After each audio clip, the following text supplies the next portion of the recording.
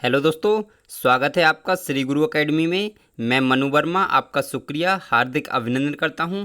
दोस्तों, आज हमारा टॉपिक पर्यावरण पेडागोजी प्लस गणित पेडागोजी, यानी कि आज हम ईबीएस और मैथ दोनों की पेडागोजी आज कंप्लीट करेंगे और बहुत ही ज़बरदस्त सेशन होने वाला है, जिसमें आज हमारा महा मैराथन क्लास 13 है। ठीक है दोस्तों, अगर आपको महा मैराथन क्लास आपने नहीं देखी है तो दोस्तों ज़रूर देखिए, क्योंकि महा मैराथन क्लास में इतना कुछ कराया जाएगा आपके लिए। और 1 तारीख से यानी कि 1 जून से आपकी स्टार्ट हो चुकी हैं, तो बहुत कुछ करा भी दिया है, तो आप उनको ज़रूर देख लीजिए। यदि नहीं देखी हैं तो इधर जाइए आई बटन पर, और आई बटन पर आपको महा मैराथन क्लास की जितनी भी वीडियोज़ होंगी सभी आपको प्राप्त हो जाएंगी। ठीक है दोस्तों, तो यहाँ पर चलते हैं। जल्दी से आप बता दीजिए कि आवाज़ वगैरह क्लियर है, एकदम से सब कुछ दिखाई दे रहा है आपको। कोई भी प्रॉब्लम हो तो जल्दी से कमेंट कर दीजिए, वरना हम अपने सेशन को आगे बढ़ाते हैं। ठीक है जी हाँ, जल्दी से दोस्तों सभी भाई बहन कमेंट करें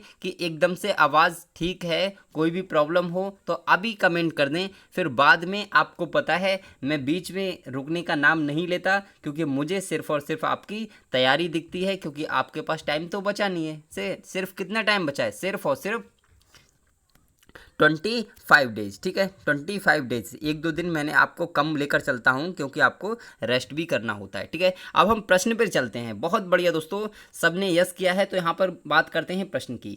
एक पालतू जानवर को रखना। देखिए, सबसे पहले हम यहाँ पर ईबीएस को देखेंगे, उसके बाद में मैथ पेडागोजी देखेंगे। ठीक है, और ईबीएस के ऐसे प्रश्न होंगे बहुत ज़बरदस्त वाले। ठीक है, तो एक पालतू जानवर को रखना और उसके साथ खेलना किस प्रकार एक बालक के विकास में सहायक करता है? दोस्तों बताइए, इसका राइट आंसर क्या हो सकता है? सामाजिक सुगमता, सामाजिक पालन पोषण, सुदृढ़ या चुनौतीपूर्ण? बताइए इसका राइट आंसर क्या हो सकता है? सभी भाई बहन कमेंट करें। जी हाँ, बताइए दोस्तों क्या हो सकता है। अगर कोई बच्चा एक जानवर को अपने पास रखता है या खेलता है, तो वो एक दूसरे के विकास में किस प्रकार से सहायक होते हैं? तो आप सभी लोग जानते हैं, यही क्या है? सामाजिक पालन पोषण। सामाजिक पालन पोषण है, कुछ भाई बहन ने लगाया होगा, लेकिन ये आपका राइट आंसर नहीं होगा दोस्तों। आपका जो आंसर होगा option number first is right answer, यानी कि सामाजिक सुगमता आपका राइट आंसर हो जाएगा। ध्यान रखिए इस प्रश्न को, बहुत ही इंपॉर्टेंट प्रश्न है। Option number first is right answer, option number first is right answer. चलते हैं नेक्स्ट प्रश्न पर, चलते हैं दोस्तों नेक्स्ट प्रश्न पर।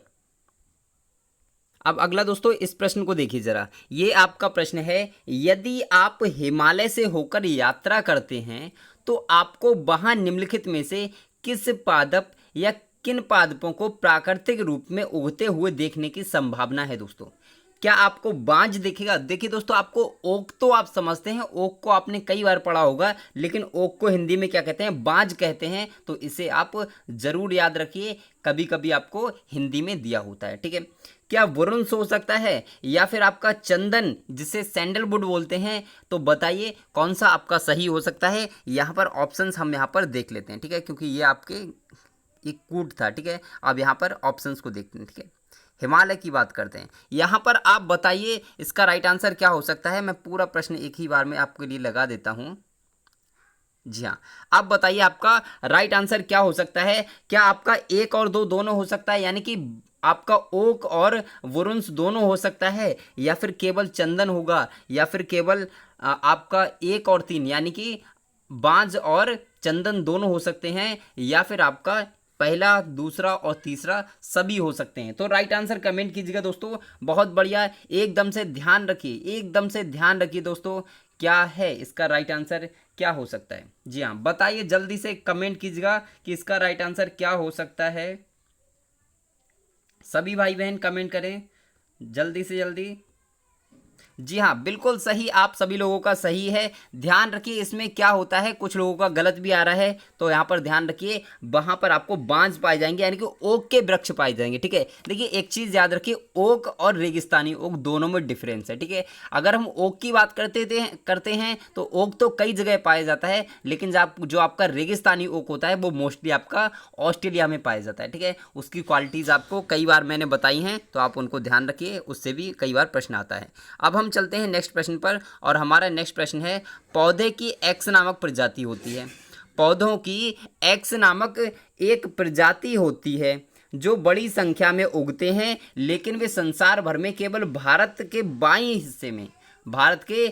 हिस्से में ही पाया जाता है। यह पौधों की कौन सी प्रजाति है दोस्तों, बताइए। क्या विलुप्त प्राय है, जोखिमपूर्ण है, स्थानीय है या फिर विदेशी है? राइट आंसर कमेंट कीजिएगा दोस्तों, क्या हो सकता है? जल्दी से कमेंट कीजिएगा सभी भाई बहन, जल्दी से फटाफट कर दीजिए। देखिए दोस्तों, टाइम ज़्यादा नहीं लगाना है, ठीक है, क्योंकि आपको जो समय बचाना है वो ईवीएस में बचा सकते हैं, ठीक है, क्योंकि यहाँ पर आपको थोड़े से कम लेंथी क्वेश्चंस मिलते हैं, ठीक है। तो यहाँ पर बताइए दोस्तों इसका राइट आंसर क्या हो सकता है। तो एकदम से सही दोस्तों, ध्यान रखेंगे पौधों की एक्स नामक प्रजाति। देखिए क्वेश्चन को समझने की कोशिश कीजिए, ठीक है।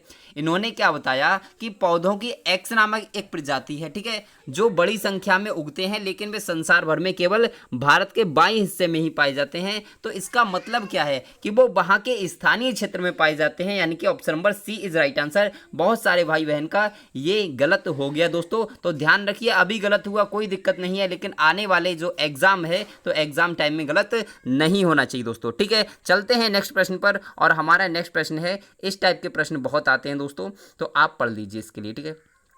प्रश्न को पढ़िए कि यदि आप ग्रामीण क्षेत्र से होकर गुजरते हैं तो आपको यह देखने को मिल सकता है कि अनेक प्रकार के पक्षी चरने वाले पशुओं भैंसों के पीछे चलते हैं और उनके घास में चलने से अशांत होने वाले कीटों को पकड़ते हैं। निम्नलिखित में से कौन सा ऐसा पक्षी है दोस्तों, ये आपको बताना है। अब यहाँ पर आप इनको देख सकते हो, ठीक है, यहाँ पर आप देख सकते हो, यहाँ पर कई सारे दिए हुए हैं।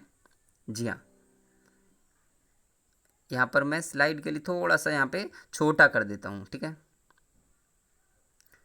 जी हाँ दोस्तों, अब बताइए क्या हो सकता है। चित्रित बलाक हो सकता है, साधारण मैना, काली गर्दन वाला सारस, या फिर आपका बताइए ये कौन कौन से हो सकते हैं। ऑप्शन आप यहाँ पर देख सकते हैं दोस्तों, क्या हो सकता है। क्या पहला और दूसरा दोनों हो सकते हैं, केवल दूसरा हो सकता है, दूसरा और तीसरा दोनों हो सकते हैं, या फिर केवल तीसरा हो सकता है। बताइए इसका राइट आंसर क्या हो सकता है। जल्दी से आप सभी लोग कमेंट कीजिएगा इसका राइट आंसर क्या हो सकता है दोस्तों। जी हाँ, फटाफट से आप सभी लोग कमेंट कीजिएगा राइट आंसर। तो ध्यान रखिए, अगर मैं बात करूं तो इसका राइट आंसर क्या होगा, बताइए दोस्तों, ठीक है। आप इसको गलत कर सकते हैं, आप इसको गलत कर सकते हैं दोस्तों। क्यों गलत करेंगे, इसका रीज़न मैं अभी आपके लिए बता दूंगा। जी हाँ दोस्तों, एकदम से आप सभी लोगों का राइट आंसर गलत हो गया, राइट नहीं लग पाया। तुक्का लगाने की कोशिश की पर तुक्का नाकाम रहा दोस्तों आपका। इसका जो राइट आंसर होगा वो होगा आपका option number B is right answer, यानी कि केवल साधारण मैना। देखिए चित्रित बलाक नहीं होगा, काली गर्दन वाला सारस नहीं होगा, साधारण मैना होगी, यही आपका राइट आंसर हो जाएगा। केवल दो, ऑप्शन नंबर बी, यानी कि केवल दो, यानी कि साधारण मैना जो बगुला काम करता है वही साधारण मैना काम करती है। देखिए दोस्तों, मैं आपको बता दूं, आपने इस प्रकार से प्रश्न कई बार पढ़ा होगा, लेकिन ये आपके लिए नया प्रश्न मिला होगा। आई होप आपको नया प्रश्न मिला होगा दोस्तों, ठीक है। अब हम बात करते हैं दोस्तों नेक्स्ट प्रश्न की, और हमारा नेक्स्ट प्रश्न आता है, मूल स्थान संरक्षण का एक उदाहरण कौन सा है। देखिए मूल स्थाने और एक मूल स्थाने को क्या बोलते हैं, स्वस्थाने बोलते हैं, ठीक है, और एक पर स्थाने होता है। मूल स्थाने का मतलब होता है कि अपने ही स्थान पर, और एक पर स्थान का मतलब क्या होता है, कहीं और ले जाकर, ठीक है। तो बताइए मूल स्थान संरक्षण का एक उदाहरण बताना है। जीन बैंक, बीज अधिकोष, वनस्पति उद्यान या जैव मंडलीय संरक्षित संस्थान। बताइए दोस्तों क्या हो सकता है इसका राइट आंसर। आप सभी लोग कमेंट कीजिएगा। जी हाँ, बहुत बढ़िया, एकदम से दोस्तों आप सभी लोगों का सही है। ये वाला आंसर गलत होना भी नहीं चाहिए था, option number D is right answer, लेकिन एक दो भाई बहन का इसमें भी गलत आ रहा है, तो दोस्तों ध्यान रखिए गलत अगली बार नहीं होना चाहिए, ठीक है। अब चलते हैं नेक्स्ट प्रश्न पर, और हमारा नेक्स्ट प्रश्न है, जी हाँ, ये प्रश्न बहुत आता है, इंपॉर्टेंट प्रश्न है, कई बार आ चुका है और हर बार आने की पूरी संभावना इस प्रश्न की रहती है। तो बताइए इस प्रश्न का उत्तर क्या होगा।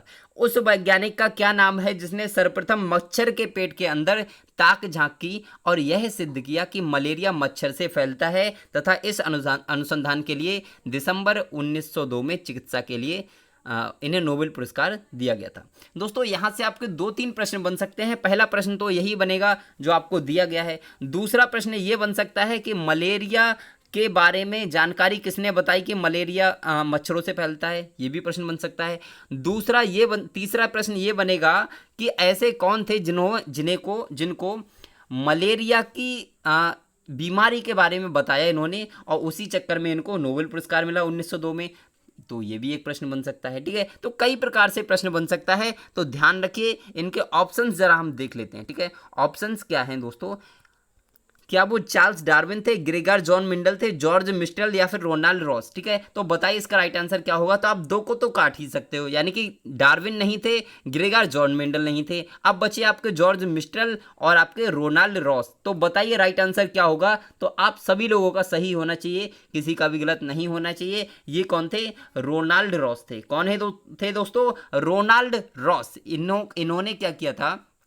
मच्छर के पेट के अंदर ताक झांक की थी। अच्छा, इनके बारे में एक छोटी स्टोरी बताऊं मैं। इन्होंने अपने बारे में बाद में लिखा था, जब इन्होंने प्रयोग कर लिया उसके बाद में इन्होंने लिखा था कि इन्होंने जब प्रयोग किया तो वो प्रयोग इनकी लाइफ का मतलब बहुत ही इंपॉर्टेंट पार्ट था। क्यों? क्योंकि दोस्तों मच्छर था बहुत छोटा। ठीक है, बहुत छोटा मच्छर था, और उस टाइम गर्मी के दिन थे। इन्होंने जब बताया था तो गर्मी के दिन थे, बहुत ज़्यादा गर्मी पड़ रही थी, और ऑपरेशन थिएटर में ये बैठे हुए थे। और वहाँ दोस्तों क्या था, ये मतलब इतने परेशान हो गए थे कि वहाँ पर एक तो गर्मी लग रही थी ऊपर से, लेकिन पंखा नहीं चला सकते थे। क्यों? क्योंकि अगर पंखा चलाते तो मच्छर उड़ जाता। तो काफ़ी कॉमेडी वाली बात है ना, लेकिन ये इन्होंने अपनी जो बायोग्राफी थी उसमें लिखा था। ठीक है, अब बात करते हैं दोस्तों, निम्नलिखित तत्वों में से किसमें कार्बोहाइड्रेट्स और प्रोटीन दोनों होते हैं? दोस्तों ये आपको बताना है, कार्बोहाइड्रेट और प्रोटीन दोनों किसमें होते हैं? फास्फोरस, नाइट्रोजन, सल्फर, कार्बन किसमें होते हैं? फटाफट से कमेंट कर दीजिएगा। आप सभी लोगों का सही आ सकता है दोस्तों, ये वाला सही होना भी चाहिए। दोस्तों बताइए राइट आंसर क्या हो सकता है। जी हाँ, सभी भाई बहन कमेंट करें, राइट आंसर क्या हो सकता है। जी हाँ, बिल्कुल सही। तो ध्यान रखिए, आपका जो कार्बन होता है, तो कार्बन में आपका कार्बोहाइड्रेट और प्रोटीन दोनों ही होते हैं। ठीक है, तो ध्यान रखेंगे, ये एक इंपॉर्टेंट क्वेश्चन है। ठीक है, ध्यान रखेंगे, इंपॉर्टेंट क्वेश्चन आप इसको लगा लीजिए। ठीक है दोस्तों, ध्यान रखिए। चलते हैं दोस्तों नेक्स्ट प्रश्न पर, और हमारा आज का नेक्स्ट प्रश्न है, अलबरूनी कौन था? अलबरूनी के बारे में आपने पढ़ा होगा दोस्तों, तो अलबरूनी के बारे में से आपके लिए कई बार प्रश्न बन जाता है। तो ध्यान रखेंगे इस प्रश्न के लिए कि अलबरूनी कौन था, और यह प्रश्न आपका ईबीएस में बनता है, और जो आपका एसएसटी पेपर 2 होता है उसमें भी बनता है। ठीक है, दोनों में आपका प्रश्न बनता है। तो यहाँ पर बात करेंगे, वह एक कुतुबशाही सुल्तान था जिसने हमारे देश में लगभग 40 वर्ष तक शासन किया था। तो ये तो आप काट देंगे तुरंत। ठीक है, क्योंकि आप जानते हैं ये तो नहीं था। ठीक है, ऐसा कुछ भी नहीं था अलबरूनी के बारे में। अगला हम बात करते हैं, वह अफगानिस्तान का एक व्यापारी था जो हमारे देश में मेवों के बाजारों का अध्ययन करने आया था। अगला है उज्बेकिस्तान का यात्री था जिसने एक किताब लिखी जो हमारे देश के इतिहास के बारे में जानने में सहायक है। या फिर लास्ट है कि वह एक यात्री था जिसने भारत के लोगों की संस्कृति का अध्ययन करने के लिए कश्मीर से कन्याकुमारी तक की यात्रा की। बताइए दोस्तों राइट आंसर क्या हो सकता है। आप सभी लोग इसको सही कर सकते हैं अगर आपने इनके बारे में थोड़ा सा भी पढ़ा होगा। ठीक है, तो अगर हम बात करें अलबरूनी की, ठीक है, तो Albiruni option number C is right answer. Albiruni Uzbekistan के निवासी थे। ठीक है, इन्होंने क्या किया था, हमारे देश में आए और हमारे देश की सारी स्थिति का इन्होंने भ्रमण किया कि कैसा क्या है, और उसके बारे में इन्होंने पुस्तकें भी, कई सारी पुस्तकें इन्होंने लिखी थी। ठीक है, चलते हैं नेक्स्ट प्रश्न पर, और हमारा नेक्स्ट प्रश्न है दोस्तों, जी हाँ, इस प्रश्न को दोस्तों देखिए, इस प्रश्न को देखिए, इस प्रश्न से आपको बहुत कुछ सीखने को मिलेगा। ठीक है, जी हाँ, क्वेश्चन बहुत लेंथी है, कोई बात नहीं है, पर इंपॉर्टेंट है। ठीक है, अब दोस्तों बताइए इसका राइट आंसर क्या हो सकता है। पहले प्रश्न को पढ़िए, आवासों के संदर्भ में निम्नलिखित का अध्ययन कीजिए। ठीक है, किसी पर्यावास में दो प्रजातियों के आवास भिन्न भिन्न होते हैं। किसी पर्यावास में किसी प्रजाति का आवास मात्र उसका भार होता है। नेक्स्ट है, दो प्रजातियां बिना प्रतिस्पर्धा के एक ही आवास में स्थित अस्तित्व में रह सकती हैं। या फिर किसी पर्यावास में किसी प्रजाति का आवास उसके कार्यात्मक लक्षण को प्रभावित करता है। तो बताइए दोस्तों निम्नलिखित कथनों में से कौन से पारिस्थितिकीय आवास का सही वर्णन करता है। पारिस्थितिकीय आवास का जो सही वर्णन करता है उसके बारे में आपको बताना है। यहाँ पर अब आप देखेंगे ऑप्शंस। ठीक है दोस्तों, देखिए स्लाइड को बहुत ही छोटा करना पड़ा, क्या किया जाए, क्योंकि सीटेट के प्रश्न ही इस टाइप के आते हैं दोस्तों, तो मजबूरी है इतना लेंथी क्वेश्चन बनाना। ठीक है, क्योंकि क्वेश्चन आते ही इसी टाइप के हैं। ठीक है दोस्तों, तो आप परेशान ना हो, आपके मोस्ट इंपोर्टेंट प्रश्न मैं लेकर आता हूं। मनु वर्मा आपके लिए हमेशा ऐसे प्रश्न लेकर आता है जो एग्जाम की दृष्टि से मोस्ट इंपोर्टेंट होते हैं। ठीक है, तो बताइए इस प्रश्न का आंसर क्या होगा। जी हाँ, इस प्रश्न का आंसर क्या होगा? तो ध्यान रखिए, किसी पर्यावास में दो प्रजातियों के आवास भिन्न भिन्न होते हैं। बिल्कुल सही बात है। अगर एक ही मतलब एक जैसी रहने की जगह है तो वहाँ दो तरीके के आवास नहीं हो सकते क्या? हो सकते हैं। बिल्कुल सही हो जाएगा। किसी पर्यावास में किसी प्रजाति का आवास मात्र उसका भार होता है, क्या ये सही हो सकता है दोस्तों? तो भार से तो इसका कोई मतलब ही नहीं है, एकदम से कट हो जाएगा। ठीक है, अगला हम बात करते हैं, दो प्रजातियां बिना प्रतिस्पर्धा के एक ही आवास में अस्तित्व में रह सकती हैं। बिल्कुल सही बात है क्या? तो आप कहोगे गलत। ये कहोगे आप कि गलत हो जाएगा, क्योंकि दो प्रजातियां अगर एक ही आवास में सह अस्तित्व में रहेंगी तो कहीं ना कहीं उनमें टकराव होगा, प्रतिस्पर्धा होगी। ठीक है, और ऑप्शन डी है कि उस किसी पर्यावास में किसी प्रजाति का आवास उसके कार्यात्मक लक्षण को प्रदर्शित करता है। बिल्कुल सही है दोस्तों, उसके कार्यों को प्रदर्शित किया जाता है। तो ऑप्शन नंबर फर्स्ट और फोर्थ किस में है दोस्तों? तो ऑप्शन नंबर ये वाला फर्स्ट आपका सही हो जाएगा, यानी कि आपका ऑप्शन नंबर फर्स्ट और फोर्थ एकदम से सही है। चलते हैं नेक्स्ट प्रश्न पर। कितने लेंथी और इंपॉर्टेंट प्रश्न हैं दोस्तों, आप देख सकते हैं यहाँ पर। ठीक है, मैंने बहुत मेहनत की है इनको बनाने में। जी हाँ दोस्तों, और मेहनत अच्छी लग रही है तो एक बार लाइक कर सकते हैं। ठीक है, देखिए मोटिवेट करना बहुत ज़रूरी है। मैं ये नहीं कहता कि आप मुझे मोटिवेट करिए, करते हैं अच्छी बात है, लेकिन आप जिससे भी पढ़ते हैं उन्हें मोटिवेट जरूर करिए दोस्तों। ठीक है, क्योंकि मोटिवेशन लाइफ में बहुत ज़रूरी है। ठीक है, अगर हम बात करें इस प्रश्न की, तो हाथियों के झुंड के बारे में सही कथन बताइए दोस्तों। ये प्रश्न कई बार आ चुका है। ठीक है, हाथियों के झुंड में केवल हथनियां और 14-15 वर्ष के बच्चे ही रहते हैं। हाथियों के एक झुंड में किसी एक ही परिवार के सदस्य होते हैं। झुंड की सबसे बुजुर्ग हथनी ही पूरे झुंड की नेता होती है। और लास्ट है, एक झुंड में हथनियों और बच्चों की संख्या कितनी भी हो सकती है। तो बताइए दोस्तों, राइट आंसर क्या हो सकता है इसका? जी हाँ, बताइए राइट आंसर क्या हो सकता है। जी हाँ, यहाँ पर क्वेश्चन देख सकते हैं। यहाँ पर जी हाँ, क्वेश्चन देख लीजिए। क्या आपका पहला और दूसरा हो सकता है, पहला और तीसरा हो सकता है, दूसरा चौथा हो सकता है, या फिर सी डी हो सकता है? बताइए राइट आंसर क्या हो सकता है। जी हाँ, बताइए राइट आंसर क्या हो सकता है। तो आप सभी लोग जानते हैं कि हथनियों के झुंड में केवल हथनियां और 14-15 वर्ष तक के बच्चे होते हैं। जैसे ही वो बड़े होते हैं बच्चे, तो हाथी अलग हो जाता है झुंड से। आपको ध्यान रखना है, केवल 14-15 साल तक हाथी झुंड में रहता है। ठीक है, ये वाला एकदम से सही है। हाथियों के एक झुंड में किसी एक ही परिवार के सदस्य होते हैं, क्या ये सही है? तो आप कहोगे ये क्या सही हो सकता है? तो बिल्कुल सही है, हाथियों के झुंड में एक ही परिवार के सदस्य होते हैं। बिल्कुल सही बात है। क्या सही है? देख लीजिए ध्यान से दोस्तों, गलत नहीं करना है। तो सही नहीं है दोस्तों, ध्यान रखिए, ये आपका सही नहीं है, ध्यान रखना है इसके लिए।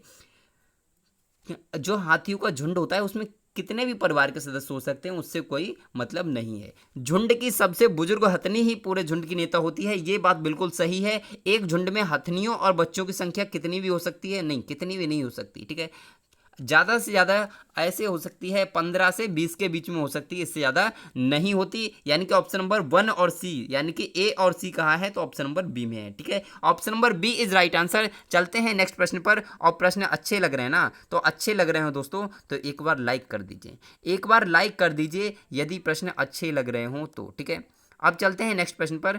और हमारा नेक्स्ट प्रश्न है, एक आदमी को यात्रा करने और नए नए स्थानों पर जाना पसंद है। निम्नलिखित स्थानों में से कौन से स्थान पर वह जा सकता है जब वह औरंगाबाद से पूर्व की दिशा में यात्रा कर रहा हो? ये प्रश्न तो बहुत ही टफ हो गया दोस्तों, कैसे करेंगे? तो सबसे पहले तो हमें पता होना चाहिए कि औरंगाबाद कहाँ है। तो औरंगाबाद आपका, चलिए हम बता देते हैं, महाराष्ट्र में स्थित है। कहाँ स्थित है? महाराष्ट्र में स्थित है। ठीक है, तो ध्यान रखेंगे। अगर वह पूर्व दिशा में यात्रा कर रहा हो तो आपको बताना है क्या हो सकता है। ठीक है, तो ध्यान रखेंगे इस प्रश्न का आंसर क्या हो सकता है। इस प्रश्न का आंसर क्या हो सकता है, तो आप बताइए क्या हो सकता है। ठीक है, जी हाँ, अब यहाँ पर एक चीज देखिए, सिकंदरा का किला, यानी कि सिकंदरा का किला कहाँ है? तो आप कहोगे आगरा में स्थित है, उत्तर प्रदेश में स्थित है। ठीक है, ध्यान रखेंगे इस चीज के लिए। अगर हम चिल्का झील की बात करें तो चिल्का झील कहाँ है, तो आपकी उड़ीसा में स्थित है। ठीक है, कहाँ स्थित है, उड़ीसा में स्थित है। ठीक है, तो आपको दो तो मिल गए। ये जब आपको दो मिल गए तो आप इन्हीं दो में आपको आंसर मिल जाएगा। जा कहाँ रहा है, तो पूर्व दिशा में जा रहा है। ठीक है, तो आपको पता है इस तरीके से होता है। ये क्या है दोस्तों, आपका महाराष्ट्र यहाँ पे होता है। ठीक है, और महाराष्ट्र से पूर्व दिशा में इधर जाएगा तो क्या मिलेगा, उड़ीसा मिलेगा, और उड़ीसा में ही चिल्का झील है। Option number B is right answer. इस प्रकार से बहुत सारे प्रश्न आते हैं दोस्तों, तो आपको कोई भी प्रश्न गलत नहीं करना है। चलते हैं नेक्स्ट प्रश्न पर। और दोस्तों हमारा नेक्स्ट प्रश्न है, कोयला संस्तर, एक मिनट रुकिए। जी हाँ, कोयला संस्तर मेथेन और सेल गैस नामक दो गैर परंपरागत ऊर्जा स्रोतों के संदर्भ में निम्नलिखित कथनों पर विचार कीजिए। दोस्तों, कोयला संस्तर मेथेन, कोयला संधियों से निष्कासित मेथेन गैस।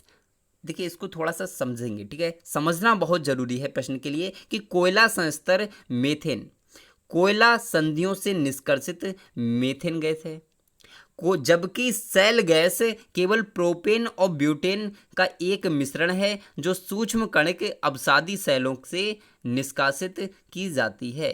तो पहला तो ये हो गया। ठीक है, दूसरा है कि भारत में कोयला संस्तर मेथेन स्रोत बहुतायत में है, किंतु अब तक सेल गैस के स्रोत नहीं पाए गए हैं। दोस्तों, अब यहाँ पर इनके ऑप्शंस को देख लेते हैं कि कौन सा इनमें सही हो सकता है। ठीक है, कौन सा सही हो सकता है, यहाँ पर आप इनको देख सकते हैं। क्या आपका पहला सही है, क्या दूसरा सही है, या फिर पहला दूसरा दोनों सही है, या फिर ना तो पहला सही है ना दूसरा सही है, तो कौन सा सही है बताइए दोस्तों। ठीक है, बताइए इस प्रश्न का आंसर क्या होगा दोस्तों। ठीक है, बताइए इस प्रश्न का आंसर क्या होगा। बहुत बढ़िया दोस्तों, आप सभी लोगों का गलत आ रहा है, तो ध्यान रखिए इस प्रश्न का जो आंसर होगा वो क्या होगा, जल्दी से बताएं दोस्तों। तो ध्यान रखिए, ना तो पहला सही है ना ही दूसरा सही है दोस्तों। ठीक है, भारत में कोयला संस्तर मेथेन स्रोत बहुतायत में पाया जाता है और सेल गैस के भी स्रोत पाए जाते हैं। तो ये वाला भी नहीं है, ये वाला भी नहीं है, यानी कि option number D is right answer एकदम से करेक्ट है। ध्यान रखिए इस प्रश्न को अपने माइंड में। ठीक है, चलते हैं दोस्तों नेक्स्ट प्रश्न पर। और हमारा नेक्स्ट प्रश्न आता है, निम्नलिखित में से कौन सा पेट्रोलियम उत्पाद नहीं है। कौन सा पेट्रोलियम उत्पाद नहीं है, ये आपको बताना है। केरोसिन, पैराफिन, कोलतार या एलपीजी। जो पेट्रोलियम का उत्पाद नहीं है दोस्तों, वह आपको बताना है। तो दोस्तों बताइए इसका राइट आंसर क्या हो सकता है। जी हाँ, इसका राइट आंसर क्या हो सकता है, जल्दी से आप सभी लोग कमेंट कर दीजिएगा। जी हाँ, बहुत बढ़िया दोस्तों, इसका राइट आंसर क्या हो जाएगा, तो आप सभी लोग समझते हैं। जी हाँ, आप सभी लोग समझते हैं इसके लिए कि राइट आंसर क्या होगा। राइट आंसर क्या होगा दोस्तों बताइए। तो ध्यान रखिए दोस्तों, केरोसिन बिल्कुल सही है, होता है दोस्तों। पैराफिन भी होता है, एलपीजी भी निकलती है, लेकिन कोलतार कभी भी दोस्तों पेट्रोलियम से नहीं निकलता। कोलतार पेट्रोलियम से नहीं निकलता। Option number C is right answer. C is right answer, option number C is right answer एकदम से सही हो जाएगा। आप सुन लीजिए। ठीक है, चलते हैं नेक्स्ट प्रश्न पर। और हमारा नेक्स्ट प्रश्न है दोस्तों, थोड़ा सा आप देख सकते हैं मेरी मेहनत के लिए। ठीक है, और मेहनत के लिए कुछ ना कुछ तो आपको करना चाहिए। ठीक है, क्या करना चाहिए, बस आपको लाइक करना है, ज़्यादा कुछ नहीं करना है, बस लाइक करना है, क्योंकि दोस्तों मोटिवेशन बहुत ज़रूरी है लाइफ में। ठीक है, अब हम बात करते हैं नीम के पेड़ के संदर्भ में निम्नलिखित कथनों पर विचार कीजिए। कुछ जाति के कीटों और बरूथियों के प्रचुरोद्भवन को नियंत्रित करने के लिए नीम के तेल का प्रयोग कीटनाशक के रूप में किया जा सकता है। आपका दूसरा है, नीम के बीजों का प्रयोग जैव ईंधन और अस्पताल अपमार्जकों का निर्माण करने में होता है। ऑप्शन नंबर सी है, नीम के तेल का अनुप्रयोग औषधि उद्योग में होता है। और यहाँ पर बताना है आपको कौन कौन से सही हो सकते हैं। यहाँ पर आप ऑप्शंस को देख सकते हैं। ठीक है, आपका पहला ऑप्शन है, क्या दूसरा यानी कि पहला और दूसरा दोनों सही हो सकते हैं। क्या तीसरा सही हो सकता है, क्या पहला और तीसरा सही है, या फिर पहला दूसरा और तीसरा सभी सही हैं दोस्तों। बताइए इसका राइट आंसर क्या हो सकता है।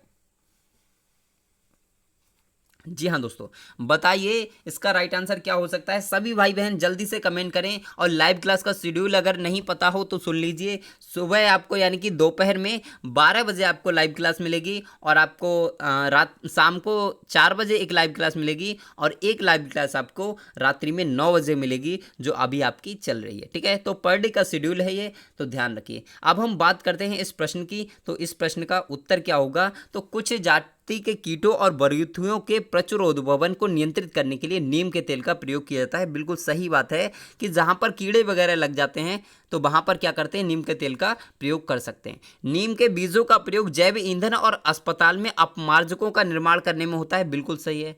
नीम के तेल का अनुप्रयोग औषधि उद्योग में होता है। ये आप भी भली बात जानते हैं। इनका option number D is right answer. First, second और थर्ड तीनों सही हैं। चलते हैं नेक्स्ट प्रश्न पर, और हमारा नेक्स्ट प्रश्न है, वायु प्रदूषण से अत्यंत प्रभावित होते हैं। क्या प्रभावित होते हैं दोस्तों, बताइए। त्वचा, आंखें, फेफड़े या फिर सब कुछ प्रभावित होता है, तो बता दीजिए इसका राइट आंसर क्या हो सकता है। क्या प्रभावित होता है वायु प्रदूषण से। वायु प्रदूषण से जो प्रभावित होता है वो आपको बताना है दोस्तों। ठीक है, तो आप सभी लोग जानते हो त्वचा भी कहीं ना कहीं प्रभावित होती है, आंखें भी प्रभावित होती हैं, हमारे फेफड़े भी प्रभावित होते हैं, यानी कि option number D is right answer. Option number D is right answer दोस्तों, एकदम से सही हो जाएगा आपका ऑप्शन नंबर डी। ठीक है, चलते हैं दोस्तों नेक्स्ट प्रश्न पर, और हमारा नेक्स्ट प्रश्न अब शुरू होता है मैथ्स पेडागोजी। आपका मैथ्स पेडागोजी शुरू होता है, और दोस्तों मज़ा आ रहा हो तो एकदम से लाइक कर दीजिए दोस्तों। वंदे मातरम दोस्तों, जय हिंद। ठीक है, बताइए इस प्रश्न को पढ़िए दोस्तों। ठीक है, बहुत ही महत्वपूर्ण प्रश्न, पढ़िए इस प्रश्न को। गणित में गणना करने संबंधी कौशलों को किसके द्वारा बढ़ाया जा सकता है दोस्तों, ये आपको बताना है। कक्षा में अभ्यास हेतु क्रियाशील गतिविधियों का आयोजन करके, संकल्पनाओं और प्रक्रियाओं को स्पष्ट करने के बाद अधिक से अधिक अभ्यास कराने से होगा, या फिर केवल संकल्पनात्मक ज्ञान देकर, या फिर लास्ट है आपका केवल एल्गोरिदम का वर्णन करके समझाया जा सकता है। तो बताइए दोस्तों, गणना संबंधी कौशल का अगर विकास करना है तो कैसे होगा। जी हाँ, गणना कौशल की बात कर रहे हैं, तो ध्यान रखिए दोस्तों, इस प्रश्न का आंसर एकदम से सही आना चाहिए सबका। तो मैंने आपको कहीं ना कहीं ये तो बताया ही है कि जहां पर आपको केवल दिखता है उसको काट देना है तुरंत, क्योंकि जहां पर केवल होता है वो आपका 99% गलत होता है। तो आप इसको भी काट सकते हैं, इसको भी काट सकते हैं। ठीक है, अब आपका बचा बी और सी। बी को देखते हैं, जो संकल्पनाओं और प्रक्रियाओं को स्पष्ट करने के बाद अधिक से अधिक अभ्यास करना। जब संकल्पनाओं और प्रक्रियाओं को स्पष्ट कर दिया तो उसके बाद अभ्यास कराना है दोस्तों, तो अभ्यास तो उससे पहले भी तो करा सकते हैं, तो यानी कि यह भी कट जाएगा। Option number first is right answer, एकदम से सही हो जाएगा। Option number first is right answer. चलते हैं नेक्स्ट प्रश्न पर, और दोस्तों बताइए प्रश्न कैसे लग रहे हैं। आज के प्रश्न कैसे हैं, जो हमारे प्रतिदिन के भाई बहन हैं, रेगुलर भाई बहन हैं, जो हमारे प्रतिदिन वीडियो देखते हैं, वो बताएं आपको आज के प्रश्न कैसे लग रहे हैं। और दूसरी चीज़, यदि आपको लग रहा हो कि सच में आज सीखने को मिल रहा है तो चैनल को सब्सक्राइब कर लीजिए, जो हमारे नए भाई बहन वीडियो को देख रहे हैं। ठीक है, चैनल पे पहली बार जो वीडियो देख रहे हैं वो। ठीक है, बात करते हैं कक्षा 3 के विद्यार्थियों को लंबाई की विभिन्न इकाइयां पढ़ाने के लिए शिक्षक निम्नलिखित सामग्री कक्षा में ले जाएगा। क्या कक्षा में ले जाना चाहिए दोस्तों। ठीक है, अगर लंबाई की इकाइयां पढ़ाना है, ठीक है, टीचर को, तो विभिन्न लंबाइयों और इकाइयों वाले रूलर, फुट्टा, नापने वाली छड़, नापने वाली पट्टी जो वास्तुकार द्वारा प्रयोग में लाई जाती है, क्या इसे ले जाना चाहिए। नापने वाली टेप जिसके एक तरफ सेंटीमीटर और दूसरी तरफ मीटर हो, क्या उसे ले जाना चाहिए। विभिन्न इकाइयों का संबंध चार्ट ले जाना चाहिए, या फिर सेंटीमीटर वाला रूलर और नापने वाली टेप ले जाना चाहिए। क्या ले जाना चाहिए दोस्तों कक्षा में, बताइए राइट आंसर क्या हो सकता है। बिल्कुल दोस्तों, आप सभी लोगों का गलत नहीं होना चाहिए, बिल्कुल एकदम से सही आना चाहिए। तो इस प्रश्न का उत्तर क्या होगा, तो ध्यान रखिए, सेंटीमीटर वाला रूलर और नापने वाली टेप, सेंटीमीटर वाला रूलर और नापने वाली टेप ले जाना चाहिए, यानी कि option number D is right answer. यहाँ पर बात हो रही है लंबाई की, अगर विभिन्न इकाइयों के बारे में पढ़ाना है तो। ठीक है, चलते हैं नेक्स्ट प्रश्न पर। और दोस्तों एक चीज़ याद रखिए, आप लोग कहते हैं ना कि मतलब मैं आपके बारे में क्या कहूँ, तारीफ मतलब जितनी करनी चाहिए उतनी कम है आप लोगों की, क्योंकि आप बहुत अच्छे हैं। ठीक है, आप एक यूनिक इंसान हैं, आप इतने अच्छे आंसर देते हैं कि मुझे लगता है कि आपसे दूर जाने का मन ही नहीं करता। बिल्कुल ठीक है, बिल्कुल अपने भाई बहनों वाली फीलिंग आती है आपके साथ, सच में बिल्कुल भाई बहनों वाली। ठीक है, अब बात करते हैं कक्षा 3 के विद्यार्थियों को संख्या पद्धति पढ़ाने का उद्देश्य क्या है दोस्तों। कक्ष 4 अंकों वाली संख्या के योग और व्यवकलन के कौशल में प्रवीणता प्राप्त करना, बड़ी संख्याओं को पढ़ने के कौशल में प्रवीणता प्राप्त करना, 6 अंकों तक गणना करना, या फिर संख्याओं को सैकड़ा, दहाई और इकाई के समूह के रूप में देखना और स्थानीय मानों को की सार्थकता को समझाना। बताइए दोस्तों, एकदम से जय हिंद वंदे मातरम कर दीजिए और यस यस यस एक बार जय हिंद कर दें। सभी लोग जय हिंद जरूर करें क्योंकि हम भारतवासी हैं और जय हिंद हमारा एक नारा है। ठीक है, बताइए दोस्तों राइट आंसर क्या हो सकता है। तो एकदम से बढ़िया, 4 अंकों वाली संख्या के योग और व्यवकलन के कौशल में प्रवीणता प्राप्त करना, यही क्या है संख्या पद्धति पढ़ाने का उद्देश्य है। ठीक है, ध्यान रखिए संख्या पद्धति की जहां पर बात करते हैं कक्षा 3 की बात की जा रही है। ध्यान रखिए हर कक्षा का सिस्टम थोड़ा सा अलग होता है। तो जहां पर हम कक्षा 3 की बात करेंगे तो कक्षा 3 के विद्यार्थियों को संख्या पद्धति पढ़ाने का उद्देश्य क्या होता है, 4 अंकों वाली संख्या के योग और व्यवकलन के कौशल में प्रवीणता प्राप्त करना। अब देखिए योग तो आप जानते हैं यानी कि जोड़ना, व्यवकलन क्या होता है तो ध्यान रखिए व्यवकलन को कहते हैं घटाना। हम कहते हैं ना घटाना, तो व्यवकलन वही होता है आपका घटाना। ठीक है, तो एकदम से सही हो जाएगा। कक्षा 3 तक हमें इतना ही पढ़ाना चाहिए, बच्चों को ज़्यादा नहीं पढ़ाना है। ठीक है, 6 अंकों तक गणना नहीं करवानी है, इकाई दहाई सैकड़ा इन सबको नहीं करवाना है, इसको भी नहीं करवाना। एकदम से option number first is right answer. चलते हैं दोस्तों नेक्स्ट प्रश्न पर, और आज का हमारा नेक्स्ट प्रश्न है सबसे उपयुक्त व्यूह रचना। सबसे उपयुक्त व्यूह रचना जिसका प्रयोग धनराशि के योग की कुशलता को आत्मसात करने के लिए किया जा सकता है। बताइए किसका प्रयोग किया जा सकता है। भूमिका निर्वाह जिसे रोल प्ले कहते हैं, बहुत सारे सवाल हल करना, सूचना और संप्रेषण तकनीक का प्रयोग करना, या फिर प्रतिरूपों का प्रयोग करना। बताइए राइट आंसर क्या हो सकता है। सभी भाई बहन कमेंट करें अपना अपना राइट आंसर, क्योंकि प्रश्न बहुत ही अच्छे हैं। आप सभी लोग देख रहे हैं कि प्रश्न किस कोटि के मैंने प्रश्न लिए हैं, सिर्फ और सिर्फ आपके सीटेट के लिए स्पेशली मैंने लिए हैं। ठीक है, बताइए इसका राइट आंसर कमेंट कीजिएगा। तो राइट आंसर हो जाएगा आपका भूमिका निर्वाह या फिर रोल प्ले। ठीक है, कैसे सबसे उपयुक्त व्यूह रचना जिसका प्रयोग धनराशि के योग की कुशलता को आत्मसात करने के लिए किया जा सकता है, वो है भूमिका निर्वाह या फिर रोल प्ले। इसका मतलब यह है हमें कुछ बच्चों को रोल प्ले करवाना है कि बेटा तेरे पास 10 रुपए हैं, तेरे पास 5 रुपए हैं, तेरे पास 2 रुपए हैं, तेरे पास 8 रुपए हैं, तो सबको मिलाकर बताओ बेटा तू अपने रुपए दे, तू अपने दे, तू अपने दे, अब बताओ बेटा कितने रुपए हो गए टोटल। ठीक है, तो इस प्रकार से हम धनराशि का योग करा सकते हैं भूमिका या रोल प्ले के द्वारा, यानी कि option number first is right answer एकदम से सही हो जाएगा। ठीक है, चलते हैं नेक्स्ट प्रश्न पर, और हमारा नेक्स्ट प्रश्न है, स्लाइड को थोड़ा छोटा कर लेते हैं। जी हाँ, एक शिक्षक आधार 10 और स्थानीय मान की संकल्पना का विकास करते समय कक्षा में निम्नलिखित पहेली का प्रयोग करता है। मैं 8 दहाइयों और 4 इकाइयों से कम हूँ, ऐसे बोलता है दोस्तों। अब बताइए इस गतिविधि का उद्देश्य क्या है।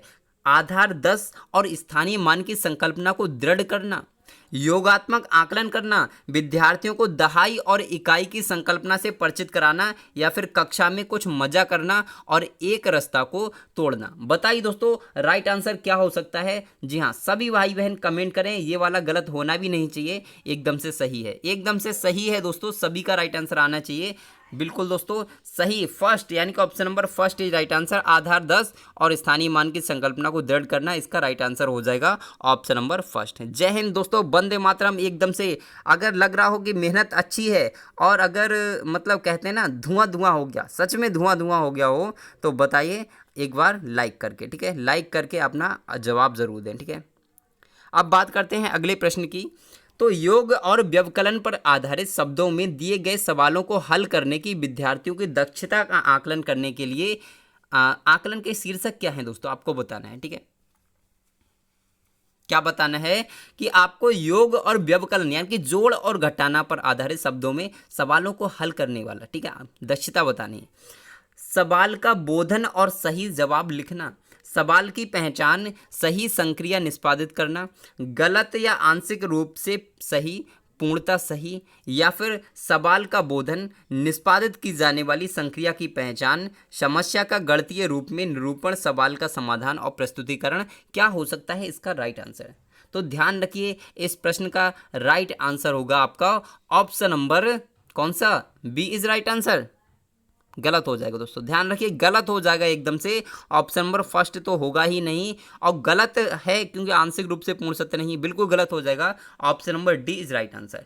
सवाल का बोधन, निष्पादन की जाने वाली संक्रिया की पहचान, समस्या का गणितीय रूप में निरूपण, सवाल का समाधान और प्रस्तुतिकरण, यही आपका एकदम से करेक्ट आंसर हो जाएगा। और दोस्तों मज़ा आ गया ना, एकदम से बढ़िया लग रहा होगा आपको, कसम से आज के प्रश्न बहुत अच्छे लग रहे होंगे क्योंकि नए प्रश्न हैं जो आपके सीटेट के लिए वेरी इंपॉर्टेंट है। ठीक है, अब हम बात करते हैं एक कमरे की लंबाई, चौड़ाई और ऊंचाई क्रमशः 5 मीटर, 4 मीटर व 3 मीटर हैं, तो चारों दीवारों का क्षेत्रफल क्या है। चारों दीवारों का क्षेत्रफल क्या है ये आपको बताना है दोस्तों। बताइए इसका राइट आंसर क्या होगा। तो इसमें एक सूत्र लगाना पड़ता है, सूत्र कौन सा होता है, तो 4 दीवारी का क्षेत्रफल। ठीक है, कभी भी कमरे की बात की जाए कि लंबाई इतनी है, चौड़ाई इतनी है, ऊंचाई इतनी है, तो उसमें एक सूत्र लगाया जाता है दोस्तों। सूत्र कौन सा, तो 2 गुणा लंबाई, एक मिनट रुकिए दोस्तों, थोड़ा सा मतलब पसीने की वजह से क्या हो रहा है, थोड़ा सा चल नहीं रहा है पेन। ठीक है, तो आप थोड़ा सा कोऑपरेट करें। तो 2 गुणा आपका L plus B into H.